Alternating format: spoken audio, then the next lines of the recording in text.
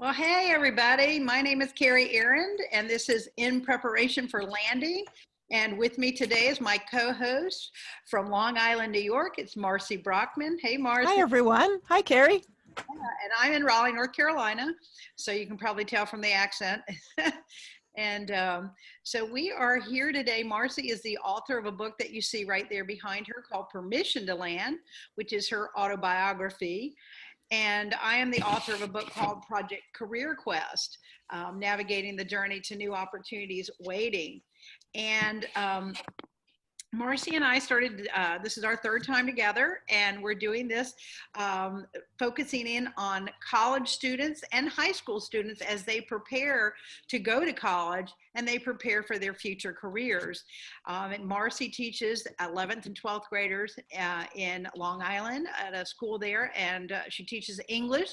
But she's had many years, 25 years now of experience. Yeah. Like she was a baby, obviously, when she started, right? No, not really. But anyway, but she's got many years of experience and has developed many close relationships with her students and really takes a interest in them and helping to guide and mentor them for their future careers or whatever they happen to choose to do. So that's why we're partnering together here in preparation for landing. And as some of you may know, if you've been out looking for a job, when you do get that job, if you happen to be unemployed, they call it you just landed. So it kind of tied in good. Makes sense. Yeah, tied in with Marci's Permission to Land. So today, so we've had two sessions so far. Our first session, and you can find these on Marci's YouTube channel, and I'm going to get them loaded up to mine soon as well. We're trying to do these on Facebook Live. Looks like Facebook Live is not going to work again today. So maybe one of these days we'll get that figured out, how we can do that at the same time. But first week, Marci and I shared a lot about our own personal journeys and the fact that we've been down that sort of frustrating road of not knowing what we wanted to do when we grew up and going to college and majoring in something and then leaving and not really knowing what we wanted to do for our first job. And then, so we talked about our journey and the fact that we've been down that road and certainly can understand the struggles and challenges. And then last week, or last 2 weeks ago, we came on every 2 weeks. We talked about college students or high school students that are looking for internships and what are some of creative ways to find internships and so forth. What can you do to find those internships? Some are paid internships, and many of them are unpaid internships, but there's certainly great experience. And if you're in college nowadays, really to get a job right out of college, especially if you know what you want to do and you're an engineering major or whatever you happen to be, English major, I was a political science major. I knew I didn't want to do that, but if you're majoring in something and you want to work in that right when you leave college, the best way to do that really is to try to get an internship. So that's what we talked about before, but today we're going to focus in on helping, and I'm going to start off by asking Marci to share with the audience what she has done and over the 25 years of giving advice to her students, of helping them when they come to her, or, and say, hey, I don't know what I want to major in next year. I don't know what I want to do when I after I get out of college, or, trying to figure out what to major in. And in many cases, just to choose a college, if you're going to be liberal arts, then you probably want to choose a liberal arts college. If you're going to be an engineer and you want to be that, you're looking for a good engineering school. So that's the type of stuff I assume a lot of students would come to Marci about. I mean, I remember my high school days, and I can remember back then, there are some instructors that I wouldn't go and ask them anything.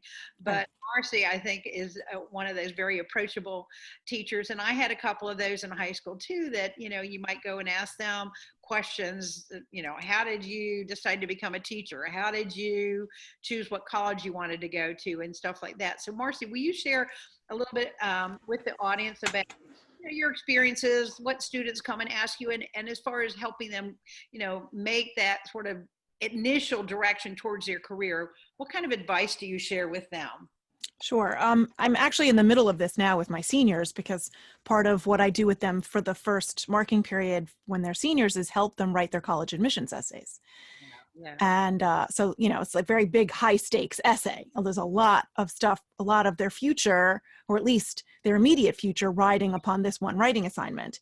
And so a lot of times the colleges want to know. I mean, most colleges nowadays are using the Common App questions, which are pretty wide scoped and very open-ended, and let the kids write about anything that they want. So besides giving them tactical, like writing advice about how to approach that as a writing problem, they're also analytically, like being introspective kind of for the first time, and trying to figure out what not only are they going to be able to support themselves doing, but what's going to bring meaning to their lives, and what's going to make them feel like they've been of service to others, or that they have fulfilled goals of their own, etc. And I know the guidance department in my high school and many high schools have programs that, like software or website programs that give them surveys to try to figure out where their interests are. And I know my high school, and I know when I was in high school, they had similar things, but they were pencil and paper or whatever. But, it was Old days. a long time ago. Old school. Old school. So now the kids, they take these inventories online and they find out their results immediately. And that can sort of help give them a little bit of guidance. Some of them know right off the bat they want to be nurses or teachers or doctors, or they want to go into HR or hospitality, or, like I hear the gamut of things. The mechanics, they want to open up restaurants, they want to be hairstylists, whatever. But there are a lot of kids that, like my daughter, who have no idea what they want to do. Like they may have in the past had a clue, and then something happens and they realize, oh yeah, I don't want to do that.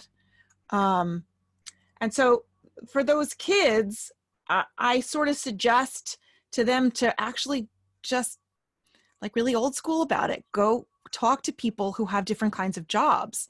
You can research anything on the internet and see see if you know anybody, or your parents know anybody, or your parents' friends know anybody, or your friends' parents know anybody who are doing those kinds of jobs. For a while, I had like an online video series in my class. I forget what I called it, but The Look Inside or something corny like that, where I had people answer a bunch of interview questions in a variety of different careers, just to sort of expose the kids to stuff they'd never heard of before. Like I have a former student of mine who is a Broadway lighting designer on Broadway, and he works in the theater and designs and runs the lighting, and he's been on traveling companies and so on. And it's a job exists. Someone's got to do it, but a lot of kids don't even think that that's a thing, like they don't know anyone who does that sort of a job. So why would they think that? Like my husband is a Boilermaker.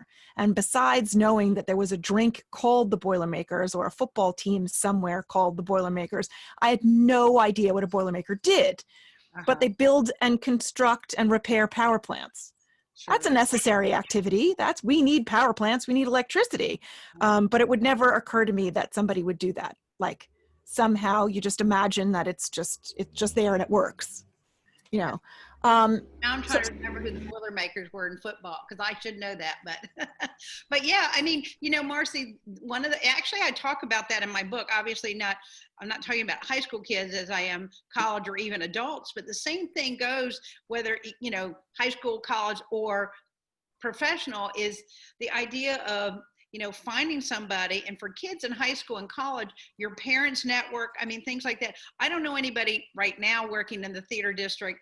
I know one or two people, but years ago, my grandmother's, one of her best friends was the guy that designed the sound system for Radio City Music Hall. That's very cool. Both of his daughters were actresses, and the one was in a movie, this is really a long time ago, she was in a movie called Blue Hawaii with Elvis Presley. Can you remember that, right? So, but you never know. Of course, all those, they're long gone, but you never know, because who knows who, right? I think I got right. I mean, I have a cousin who works in the property department of a movie company. So like Warner Brothers movies or something. I don't know what exactly what production house it is, but it's her job to like procure the phone that so-and-so has in a scene, or the pen or the paper that they need, or the art on the wall or whatever. You know, these things have to happen, but who knows what they do. My therapist's daughter is a cinematographer, and they hire her to take, to actually film the film. And well, what they say, amazing. 6 degrees of separation, right? I mean, and Of that's course. the whole idea of LinkedIn, is that, somebody is linked to somebody. And so if you start asking, and the idea is finding these people so that you can talk to them. And I talk about it in my book. I call them informational interviews. Do an informational interview. Or, if it's somebody that you could really connect with, and ask them to shadow them for a day, spend a day with them, wherever it happens to be. Exactly. They have those things where parents take their kids to school. I don't know what that noise is. Is that, sounds like a micro, but take your kids to school, something like that. So, sometimes people think jobs are really glamorous, and it sounds big, like, I think I shared this on one of the earlier, maybe the first one that we did, about my neighbor's son wanting to be a lawyer. And he's like a standout football player. And I was like, oh, does he like to read a lot? Does he like to write a lot? Does he like to, sit a lot? And he's like, no. And I said, well, that's what lawyers You might want to rethink this. Yeah, you might want to rethink this, because even though it sounds like everybody thinks if they're a lawyer, you're going to make a lot of money. I mean, as a career coach, I've seen many unemployed lawyers over the years. So, right. So, spending time with them and talking and finding the reality of it. And if you know more than one person, I mean, one person's reality isn't everybody's reality. So you're only getting one perspective. But the more people that you talk to and connect with and ask them about that, they can at least tell you, here are the pros and cons. Here's what I love about my job. Here's what I don't like. And what they don't like might be what you like. Or exactly. vice versa. So, but, spending that time and networking with those folks. Yeah. Yeah, I mean, one of my, it sounded like there was a bird in here. That was weird. Sorry. One of my former jobs was as a computer graphic designer. And at first, I liked the creativity of it, but I couldn't stand the monotony of staring at a computer screen for 8 hours a day. And that I wasn't really designing things that I wanted to do. I was designing according to the specs of the client, trying to fulfill what they wanted. And there really wasn't a whole heck of a lot of creativity in that. It was just making their vision come to life. And for me, that didn't make me happy, but I have a former student named Clara. This is exactly what she's always wanted to do. And what she is doing now, she's happier than a clam. She loves it, but she'd not be happy as a teacher. And I couldn't sit behind a computer screen all day either, but there are tons of people who do it and love it, Right. So it's just to have that, when you were saying that, I hadn't thought about this, but talking about writing their essays, and I forgot. Yes, of course, people got to write that. As an English teacher, you're a great resource for them. But I volunteered with a group here in Raleigh, North Carolina called Corral Writing Academy. And what it is it's for at-risk girls ages 10 to 18, typically 10 or 11 to 18. And these are girls that are sent to them through the court system, through the schools. They're failing. They've got issues and all types of things. So they're sent there. And the program, basically, we do like tutoring, and they do equine assisted therapy. So they build relationships with the horses. They learn how to trust. They learn how to, so it's a really cool program. But one of the things that I did with the girls several years ago, and I'm going to be working with the sophomore girls this year, is this was preparing the girls to write their papers to get into college. Okay. Right. And what we did, and it wasn't my idea, but it was, well, some of it was, but initially the lady that runs the program, she asked me to help them. And I didn't think about this first part, but what she had them doing was their assignment to write their paper was to try to tell their story about their life. Okay. And so to get them started, what Jill had asked them to do what Joy asked them to do was to go on Pinterest. And they went on, and I was there with them on a Saturday, and they went on Pinterest, and they were supposed to pull off a Pinterest or pin it, whatever, all that stuff. Songs, pictures, all the like stuff. A vision board. And they were basically creating a vision board about their life, right? So they put together all of that first. And then what I did is I came in, I taught them how to mind map. Now, I don't know, have you done any mind mapping? Are you familiar with that, Marci? Not really. Okay, so mind mapping is a cool tool. It's something that you'll probably, once you learn how to use it, you probably want to use for your own students. But mind mapping is, if imagine that I have a flip chart behind me, and in the middle of the flip chart, I would put what I'm mind mapping. So one of the girls I was working with, her name was Jillian. And so what I did in the middle of the mind map, make a little cloud or a square or circle or whatever, and I wrote Jillian's journey. Okay, we got company.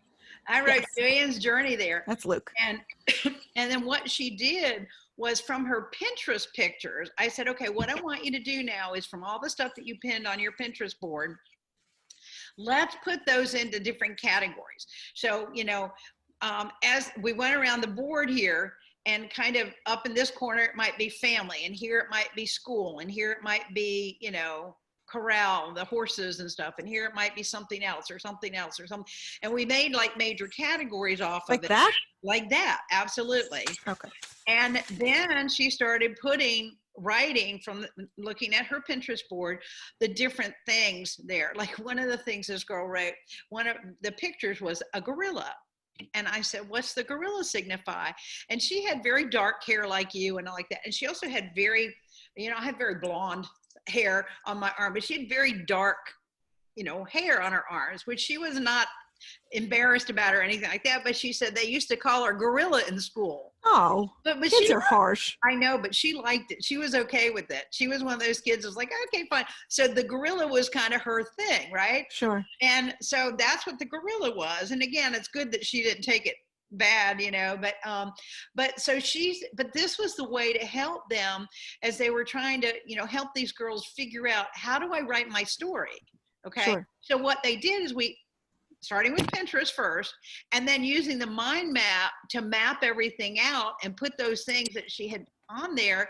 And then from there, they could start organizing their paper and writing their paper. Cool idea. So that was it worked out really well for them to be able to do that. So maybe something you can use in your classes. Sure. But, it's kind of a fun thing, because at least the girls found it interesting. Going on Pinterest was kind of fun for them. And instead of, just here, write your paper, which can seem, I got somebody here. Let me let them in. I think we might have someone named Jade joining us. Oh. I just admitted, but I don't see, maybe just disappeared again. Anyway, but but that's just a great way of doing it. So, try that out sometime. I had the kids this year, I had them sort of visualize. I'm getting feedback on my sound, but I'm having kids sort of visualize, how would somebody introduce them if they were going to introduce them to somebody else? Hi, this is my friend Kerry. And just like you introduced me when we first started, what would you say, or what would they say about you? Or what would you want them to say about you? Because sometimes what you want them to say about you is more important, because that'll yield where you want to go and that kind of goal. Absolutely. Very similar to how we write our bios in the backs of our books. Yeah. Like what are the highlights here that you want people to know about, that make you who you are, or a good candidate for this college, or a good candidate for that job, or, what kind of qualifications do you have that they would. You have my book, and if you go to page 261, there's that exercise, tell me about yourself. And you can do something similar to that, except, I would change the wording. Like some of it says, like, I have worked for, that kind of stuff. So you probably wouldn't have that for high school students, but something similar to that, just like a template for them, where they could, think of what those categories would be and have them do that. But that's a great exercise. I mean, I've taken training classes where, I'm sure you probably have too, where you turn to the person next to you and you introduce yourself and told them about it, and then they had to introduce you. Right. But that's the hardest part. I mean, whether you're an adult professional trying to get another job, or a high school kid or a college kid, is, even though we live in our bodies, we don't necessarily know ourselves. Sure.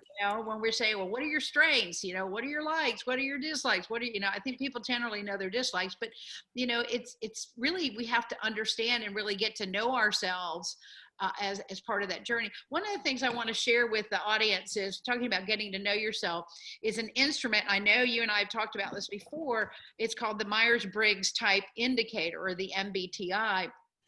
And a lot of people that may watch this later, many, especially if they're professionals and they've been working for a while, probably taken the Myers-Briggs somewhere along the line. I know when I do training classes and I ask how many people have taken the instrument before, generally at least half the class puts their hand up. It may have been years and years and years ago. Sometimes people have taken the Myers-Briggs as premarital counseling. So, I know the Catholic Church uses things like that. I'm not Catholic, but I've heard that from many people. I know that, people have taken it. If they took a college psychology class, they may have taken the Myers-Briggs. They may have taken it in a leadership class or something like that. But I recommend that parents, and if you're a parent watching this, that to really think about having your child meet with a certified counselor. I know there are some online instruments and they call themselves Myers-Briggs. And my issue with that is if they take it online, it's an untrained person taking an instrument online and trying to figure out major career decisions from that. And so it really doesn't work very well because you're making a lot of assumptions about an instrument that you don't really understand. And the reason I say, I know I got certified on the Myers-Briggs back in 1999. So it's been 21 years ago. And the book that we had to read to take this 5-day class was this thick. Okay, wow. A huge book. And plus you had to have a statistical class. Fortunately, I took a statistics class in college, so they didn't make me take anything else. Because I hated that in college. But so kind of understanding that. So it's a very detailed instrument, which can provide very rich information to people if you know how to use it. And taking it online and just going, okay, let me look at this, doesn't necessarily do that for you. But in my book, in chapter, I'm not even sure what chapter it is here. It's chapter 13. It's called, on page 205, Marci, since you have the book, it's called Understanding Personalities and Communication Styles. And the Myers-Briggs, what I want to tell you about this assessment is, I'm not going to tell you all the different scales and that type of stuff, but what I want the audience to know about this instrument, especially for those of you that have taken it or you've heard about it, you have some sort of preconceived notion about it or whatever. I just want to give you a little bit of background into this instrument and why it's such a valuable tool for professionals and high school kids and college kids trying to figure out what they want to major in college or what they want to, their career to be, that type of stuff. So what is the Myers-Briggs? It is an instrument that was developed by a mother and daughter team, Isabella and Catherine Briggs, and then Isabella Myers-Briggs. And so the mother and daughter team developed this, and it was developed originally during World War II. I mean, it's an instrument that's been around for decades, and it was developed as a tool to help people determine careers for which they were best suited. So right. Even though it's used for a lot of different things like marriage counseling and leadership development, that kind of stuff, it was originally developed as a tool to help people during the war. And it was based on Carl Jung, the Swiss psychologist's work. And so, but since then, 1942, when it was developed, it has been studied, and it has, by psychologists and all kinds of people. So it is the most developed and the most widely used instrument in the world. It's translated into 30 some different languages or whatever. But just let me tell you a little bit about what it does and what it measures and why it's so helpful. Do you know what it measures? If you had to tell someone and say, here's what it measures. My explanation is that it measures your natural predilections and tendencies that illuminate what your personality is. Okay, well that's a good way to say it, but technically what it measures is your preferences. Okay. That's it. It measures preferences. Now, when I have people, so here's what I have people do in classroom, and you can do it right now. Do you have a piece of paper and pencil there? Yep. Okay, I want you to write your first and last name on that piece of paper. Okay. All right. Okay. Now I want you to take that same writing utensil and put it in the other hand. Okay. And I want you to write your first and last name again. Oh, you're crazy. Okay.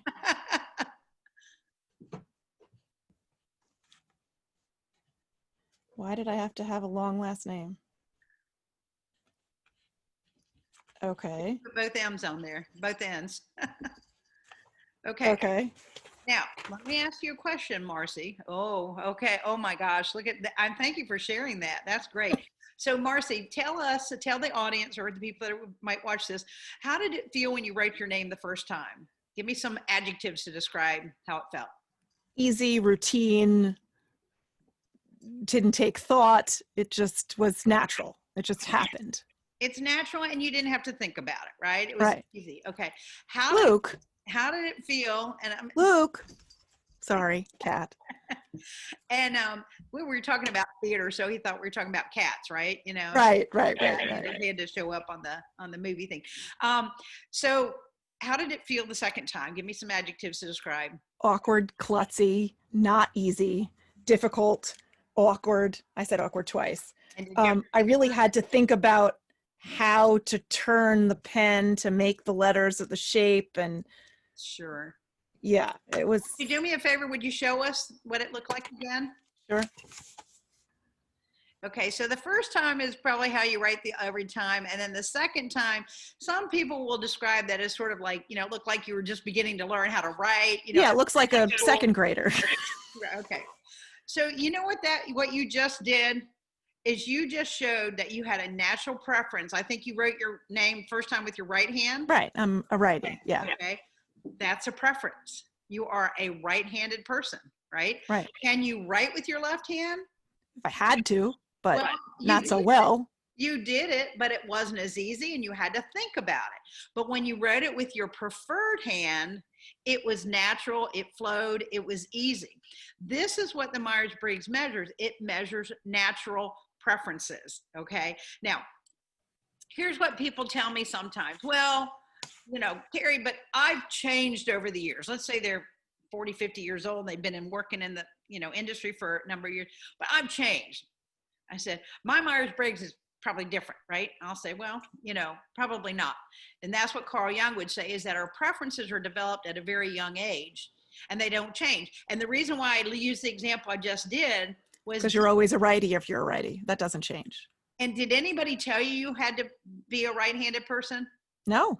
Did you make that decision on your own? I guess so. As a very young kid, I just picked up the pen or the crayon with my right hand.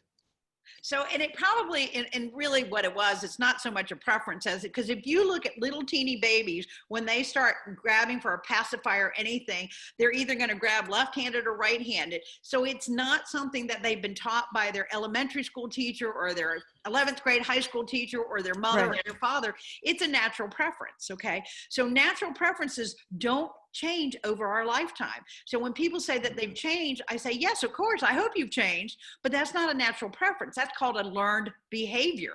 Sure. Okay, because your 11th grade English teacher taught you to do it that way, or your mom said you had to load the dishwasher that way, or, that's a learned behavior, but a natural preference. And like I tell people, even if, and I'm a right-handed person as well, even if I lost my right arm, let's say I'm swimming in a shark, I'm surfing, which what a story. Okay. And the shark gets, we've seen those things, and Sure. it gets my right arm, and I don't have a right arm now, right?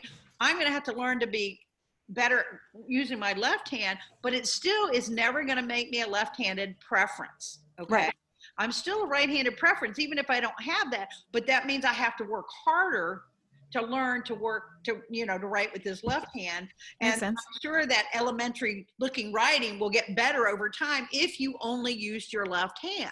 Right. And that's what a lot of people don't understand, but it's just a natural preference. I'll give you another example, what I usually do in class. And if I was standing up, you could see this, but what I usually do, and you can do it with me, I usually ask people to cross their arms. Okay. Okay. And then I ask them to look and see which arm's on top. Yeah. And now uncross it and put the other arm on top. Yeah, it feels awkward and strange. It feels awkward and strange for most people, okay? And the same thing with writing. My sister's ambidextrous kind of person. She eats and writes left-handed, and she did her sports, and she did lots of different sports, track and field and basketball, volleyball. She did all of that right-handed. So some people have slight preferences. That would be someone who's ambidextrous, but and so in the same thing with that exercise, some people say, well, it doesn't feel that much different. But I'll tell you that every time you do your arms, if you'll look down from now on, you'll see that it's always the same way. It's always going to be the same way. It's a natural preference. Now, we can choose to do things different. For example, in my 4-letter type, in my last letter, the last letter of the Myers-Briggs is a J, which means judging, or P, which means perceiving. And people who are judging preference tend to like things to be very structured and organized, and they want to have a plan and work the plan. That's not me. Most of the time, I'm more the P personality, which is the perceiving, and it's a go with the flow kind of thing, as flexible, adaptable, go with the flow. So I'm a J, but I always wish I was a P. Well, see, and I'm a P, and I'm always wishing I was more J-like, right? I just want to go with the flow. I need more really would love to, but I need structure. I need schedule. I need a plan. I need to know what I'm doing. If not, I get stressed and anxious and crazy, and I can be flexible, but only within the plan. My main industry or work is working with project managers, right? And so when I'm teaching project management classes, the students go, well, the J's all feel like, well, of course, project managers all need to be J's, right? Or better project managers are J's. And I'll say, well, that's true, because when you're a project manager, you have to have a plan and work the plan, and we teach people that, right? I do a lesson plan every day, so yeah. But then I say, guess what? Change happens. Sure. You also got to be flexible, adaptable, and go with the flow sometimes. I mean, look at this whole COVID thing.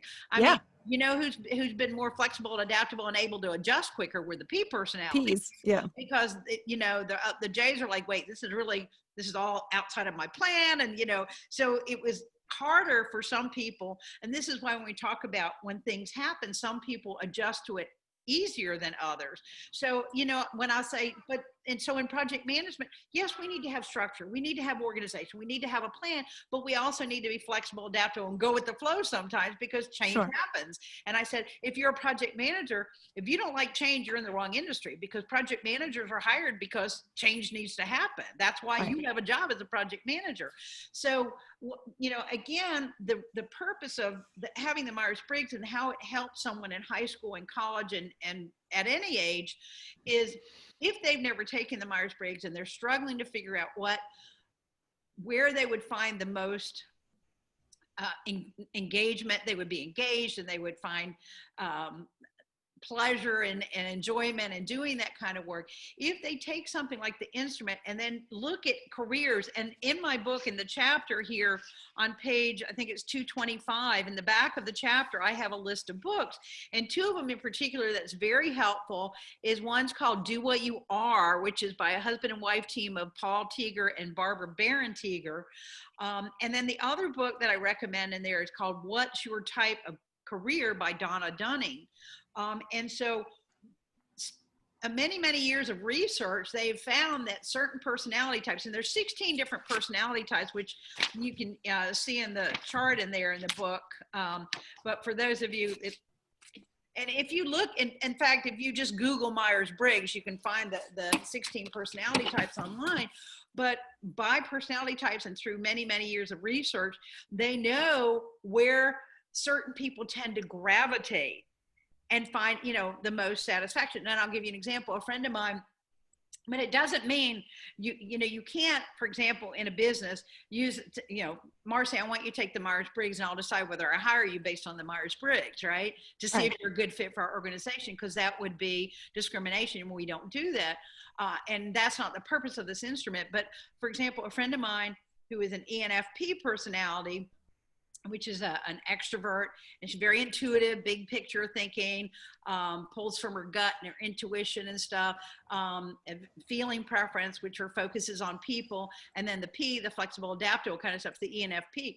Well, for many years, she was a programmer at IBM. And most programmers don't fit an ENFP profile. Yeah, that seems weird. That's kind of weird because, but she did that for a number of years and did fine and everything else. But ultimately her career became, she ended up working in the career center at IBM and did Well, career that makes more coaching, sense. which is perfect fit for her. And what people will find during their career is, I think, and she said that, you know, she was fine being a programmer, but it, you know, she did it for a while, but it wasn't the natural fit. And when she ended up in the career center, it was like, it fits like a glove then. It's like, oh, it's so comfortable. And that's why a lot of people will be in jobs and it just doesn't feel quite right to them. But if you take this instrument and you can find careers that are, and I know when the first time I looked up my 4-letter type and looked up in the Do What You Are book, I went to I took this instrument, you know, a long time ago, obviously, like 21, 22 years ago. Well, actually before that, before I started training on it. But I remember going to like a bookstore, like a Barnes and Nobles or something like that, and getting a copy of that book. And I looked at for my 4-letter type, all the different careers. And I thought about doing that, you know, like Right. photographer, like, you know, there's just a whole list of interior designer, you know, all these things. And I said, oh, I thought about that. I thought about that. And it was interesting to look at that and then look at others and go, no, no, none of that would interest me. So what it does is it doesn't certainly pinpoint for people like, oh, here's what you need to do. But what It gives you a direction to head. it gives you a direction to head, and also maybe even a direction that says, I can try some of these. I'm pretty sure I don't want to do these, but I can try some of these, or start investigating, or start doing some of those informational interviews, or Right. shadowing or something. And so that's what I just want to encourage people. And if you're a parent out there and you're watching this, you know what it will cost you to hire someone to administer the Myers-Briggs. I do this. There are other professionals out there. Wherever you live, if you actually look at the Association of Psychological Type, APT, in your area, there are, licensed professionals that can do this. College career centers do it. Community colleges. There are a lot of places that will have a certified Myers-Briggs practitioner that can do this and give a really good detailed explanation and really help guide it. And it's such a small drop in the bucket. I mean, it's not going to cost you that much to do that, but it will help get that person. It generates so much information. It's definitely worth doing. Absolutely. Absolutely. So I'm going to turn it back to you and see if you have anything else to add. And then I guess we can, that's the main thing I wanted to talk about. But sure. I mean, I'm not a certified Myers-Briggs practitioner, but and I didn't even know before I met you that there were certified, but I found a website online that asks you like 75 questions or something, and will spout out at the end what your 4-digit personality code is. So that's how I figured out I was an ENFJ. yeah.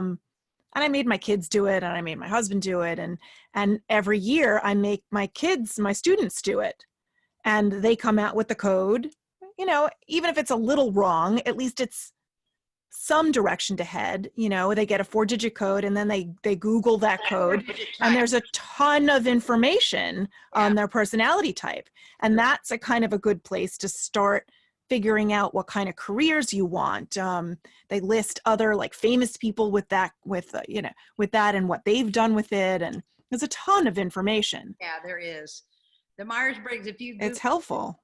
Just thousands and thousands and thousands of documents online with that. Yeah. So it certainly is helpful, and even doing it that way is helpful, but ultimately I would still recommend getting someone that could take you to the next level. Sure. With a little bit Sure. more direction there. So, but that's, as a teacher, I tend to use just the E or the I to help me make groups when I'm making groups for kids to work together, so that I don't stick like 5 introverts together in a group and expect them to talk, because that's not going to happen, or put 5 extroverts in a group together and then they're all talking and no one's here listening to anything over each other. Right. So I try wherever possible to sort of blend that, and I find that that's immeasurably helpful in getting groups that actually are productive. Yeah. And Marci, I do the same thing when I'm teaching, whether it's a leadership class or a negotiation skills class or whatever. And usually my exercises, let's say it's a 3-day class, and usually the case studies are on the last day. And by then I know enough about the people, and I do the exact same thing. I mix the extroverts and introverts, and there's some other things I look at, personality type as well, but I try to mix people up. So I have a a group that I A feel nice would be balance. yeah, Right. balance there. So anyway, well, It's a good cool. thing. And there are websites like we had talked about. There's a website that's actually a subscription kind of thing that most, I'm not going to say most, but a lot of high schools subscribe to, called Naviance, Naviance. And you can look it up online, and there's a whole little video tour and so on. And check with if you have a high school kid, check with your kid's high school or guidance counselor, because it's quite likely that they belong to this. But it helps you do the college search and figure out where you want to go. Like it's a whole college application, graduation, high school graduation management system. And so kids' transcripts and their courses and their grades and the test scores, and it coordinates teacher recommendations and awards and all sorts of things, like everything that a guidance counselor needs to send in an application package for a particular student to a particular college or colleges or universities, has to all filter through this if the schools are using it. And as a parent, as a student, you can sign into this, and you'll have your account, and so it has what your GPA, it has your SAT and ACT scores if you took them, your SAT2 tests, whatever your test scores are. And then through a series of menus, you can choose the size campus, the location of the campus, the location, whether it's urban or suburban or rural, or it's got access to water, or what part of the country it's in, or how far away from home, or ratio of boys to girls, ratio of faculty to students, whether it's a D1, D2, or a D2-3 sports team, majors, minors, academics, residence life, like anything that you could possibly think of, Greek life, anything, you can check as your search criteria, and then hit go or whatever, enter, and the resulting list will be all of the colleges that fit your criteria. And then as you click on each one, it gives you like a little graph where you can, it visually, graphically shows you where you fit with your scores and your credentials within the range of students that college generally comfortably accepts. Yeah, and that's a great thing to know, because that way, as when you're trying to decide, do I apply to the school and spend whatever it costs now to apply to school? Right. It could cost $50 a school. If there's a low probability that you're going to get in, you might not apply to that. Right. I mean, you want a couple of really comfortable, easy schools. You want a few that are, could go either way, but that you would really like. And then throw a reach school in there anyway, just to see what happens. Maybe it's a school that you really want to go to, but you're not sure if you're going to get in. You never know. But it was very helpful with both of my kids, because the school where I teach subscribes and the school where they went subscribes. And so I was able to help them work through the whole system. And I go over it with my students a little bit, because I know that they're on it also, but it's absolutely incredibly helpful. Yeah, I mean, it doesn't, and you and I talked about this, it doesn't help them like determine majors or whatever. That's why we're talking about the Myers-Briggs. No, but once you kind of know what kind of programs you're looking for, like my daughter, when we originally did this, she thought she wanted to be an interior designer and an interior architect. And so we went looking for schools with interior design / architecture programs. And Naviance told us there were 4 in the entire East Coast, from Massachusetts down to Georgia. And so she applied to all 4. 3 of the 4 were 100% art schools. And the one where she is now is more of a liberal arts school that happens to have this as a major, with a wonderful internship program and everything. And she was sort of ambivalent about where she wanted to go. And I kind of strong-armed her. I'm paying tuition, I strong-armed her into going to the one in Massachusetts that is the liberal arts school. And thank goodness I did, because she wound up changing her major first semester. Wow. And had she gone to an art school, she wouldn't have been able to change her major to something else besides art. Yeah. And she didn't want to be a painting major. She doesn't want to do graphic design. She just realized that to sit there and talk for 3 hours deconstructing one chair she was just going insane. And when she started looking at what the coursework was for the more advanced courses, she's like, I don't really want to do that. She was just looking for some ways that she could use her art and her love for art and painting in a way that she could support herself. I don't think she was really all that interested in interior design to start with. But she switched to being an English major, creative writing, and she could do that anywhere, but she's happy at her school. So that's where she's staying. That's good. But, if you're slightly ambivalent, I would not pick a major specific kind of school, Well, plus also you'd want to take, you could minor in something else. You could take experimental classes in other things. You might be an engineering major, but maybe you want to take a class in anthropology, or you want to take a class in musicology. My son is a mechanical engineering major at the University of Vermont. And one of the classes he took, he just graduated in May. One of the classes he took last semester was I forget what it was called, but it was basically the history of beer and how to make it.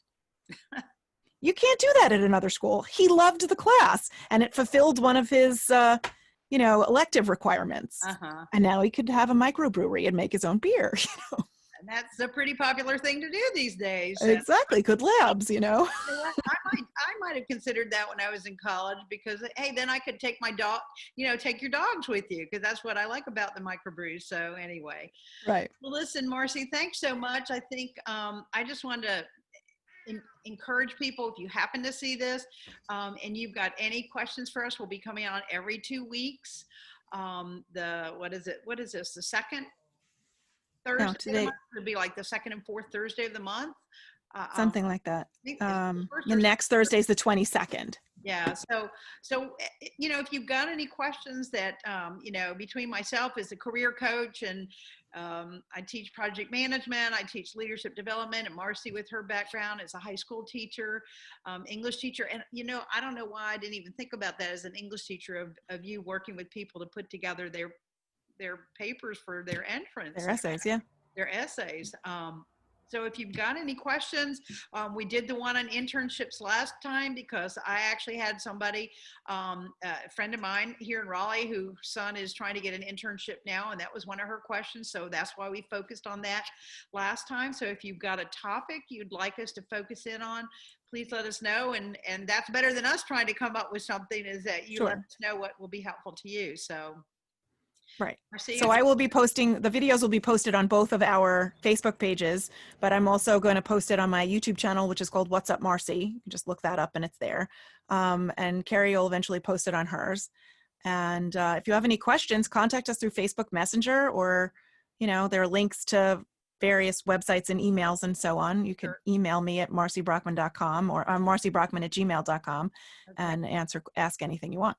And also you can go to my Facebook group, which is a public Facebook group. It's called Project Career Quest VIP Experience. I don't think you need to put the whole thing in, but if you put in Project Career Quest, you just put up Quest, it shows up. It'll show up. It's an open Facebook group. You can join.